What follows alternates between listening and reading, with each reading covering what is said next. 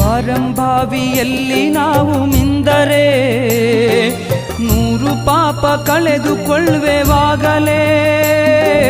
ಬಾರಂಭಾವಿಯಲ್ಲಿ ನಾವು ಮಿಂದರೆ 100 ಪಾಪ ಕಳೆದುಕೊಳ್ಳುವೆವಾಗಲೇ. ಬರುಡಾದ ಬಾಳಿಗಿದುವೆ ಆಸರೆ, ವರವಾಗಿ ಬಂತು ಸಕಲರೇಳ್ಗೆಗೆ.